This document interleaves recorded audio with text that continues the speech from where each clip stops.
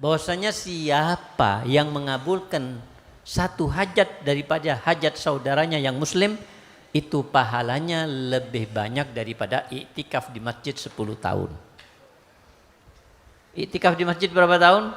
10 tahun. Kita iktikaf setiap hari 1 jam 2 jam. Ini andai kata 10 tahun iktikaf, cuma ngabulkan hajat orang lain, itu pahalanya lebih banyak.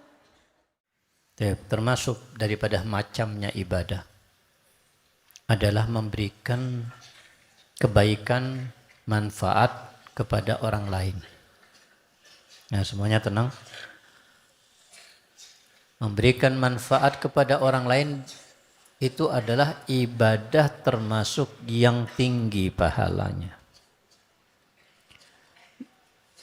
Termasuk ibadah yang bahkan lebih baik, lebih banyak pahalanya daripada banyak mengaji, daripada banyak berzikir, daripada banyak beristighfar atau bersalawat kepada Nabi Muhammad SAW.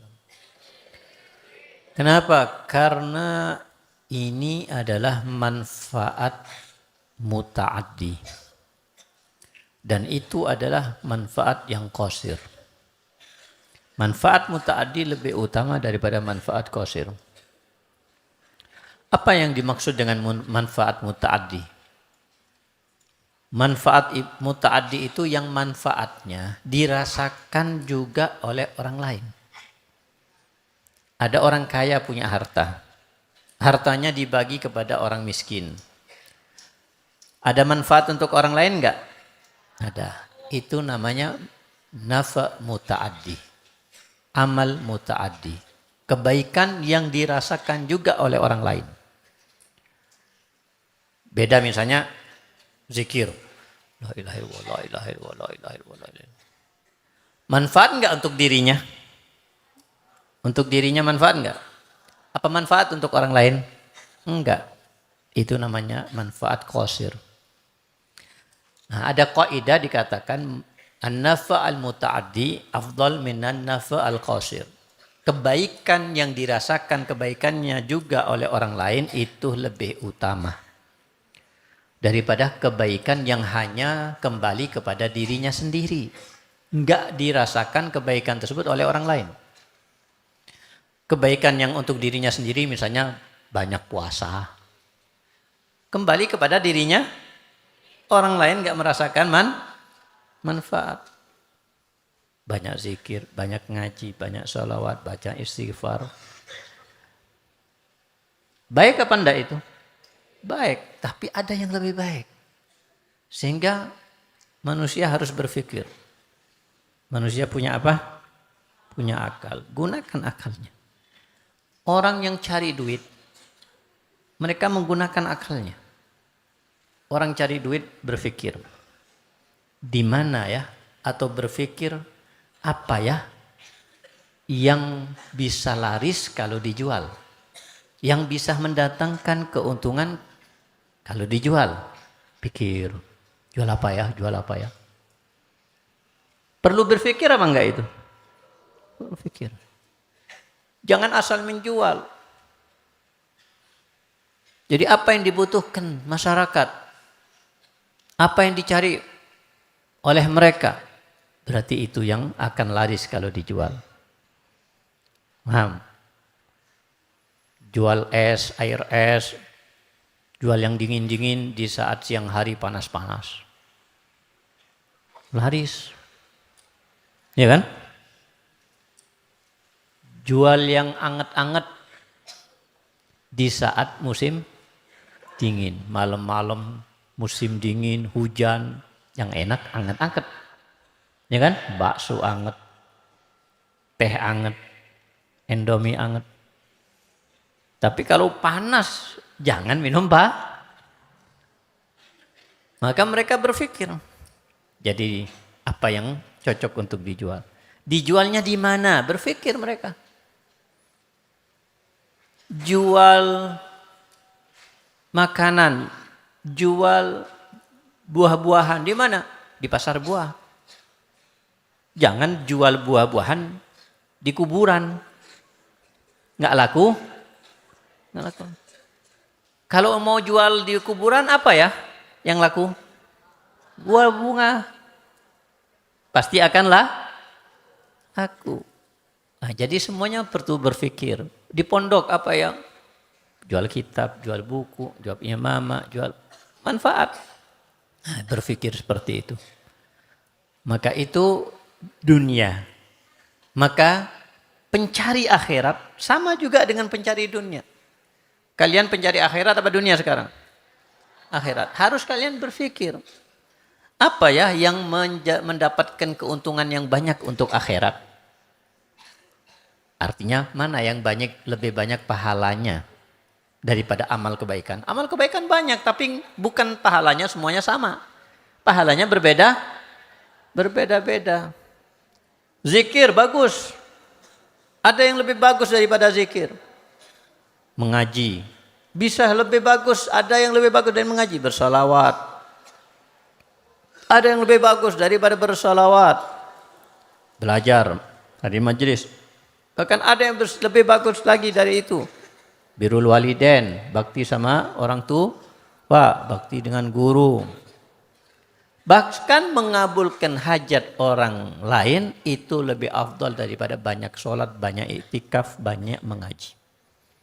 Mengabulkan hajat orang lain. Sayyidina Abdullah bin Abbas. Beliau sedang iktikaf di masjid. Bahkan tidak tanggung-tanggung. Iktikafnya di masjid yang fadilahnya 1000 kali lipat. Masjid apa? Masjid Nabawi. Masjidil Haram Nabawi. Masjid Nabi Muhammad SAW di Madinah Al-Munawwarah. Yang sholat di Masjid Nabawi pahalanya 1000 kali lipat. Iktikaf di Masjid Nabawi Sayyidina Abdullah bin Abbas. Di saat ibadah, iktikaf, ngaji, zikir, datang orang kepadanya yang orang ini orang nggak mampu, orang miskin. Ternyata dia minta bantuan. Dia mengharap makanan.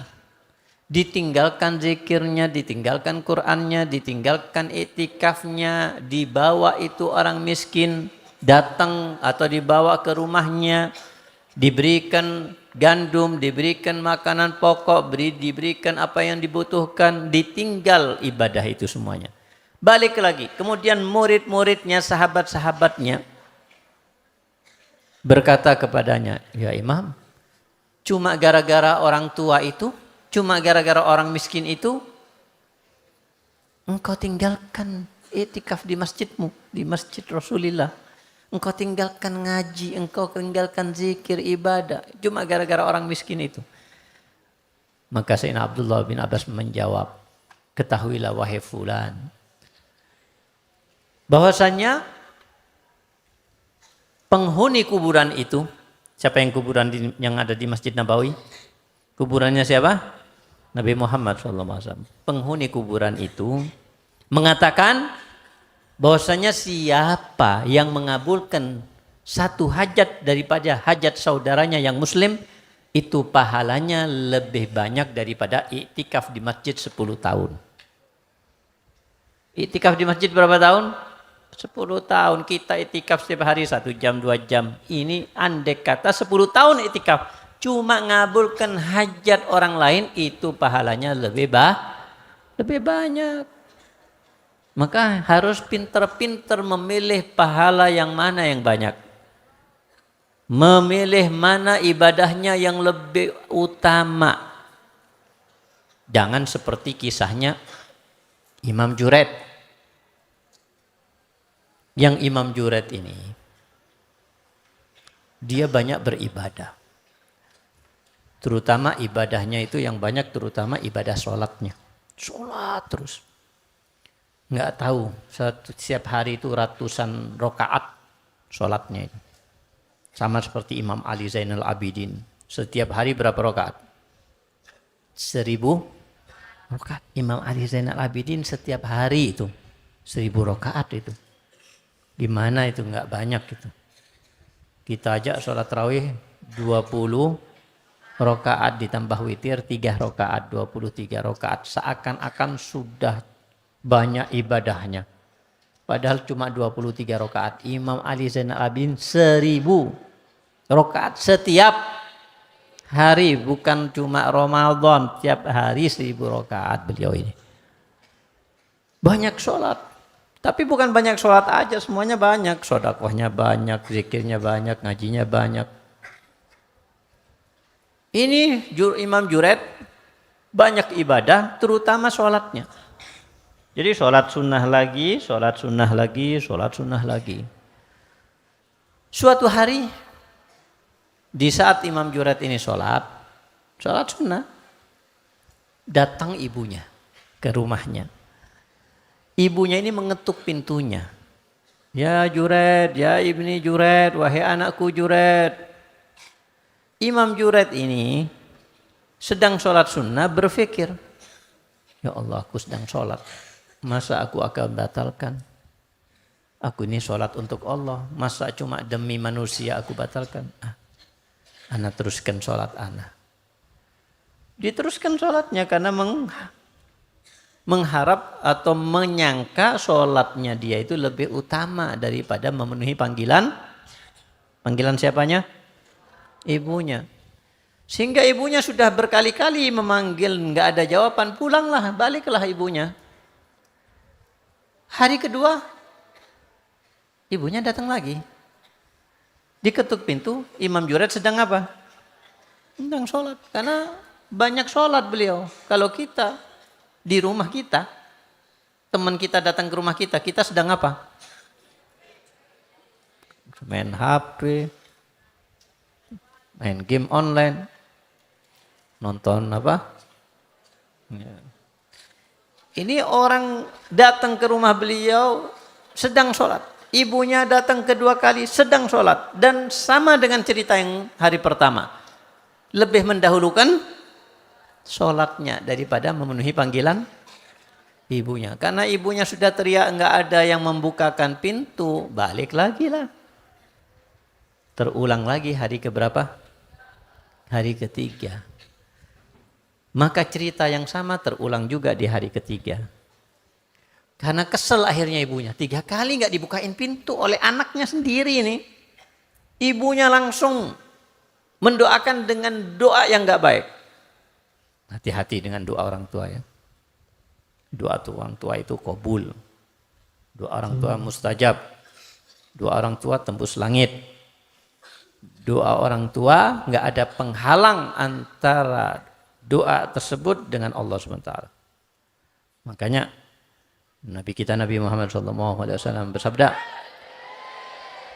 doaul walid li waladihi ka doain nabi li ummatihi. Doa orang tua untuk anaknya seperti doa Nabi untuk umatnya.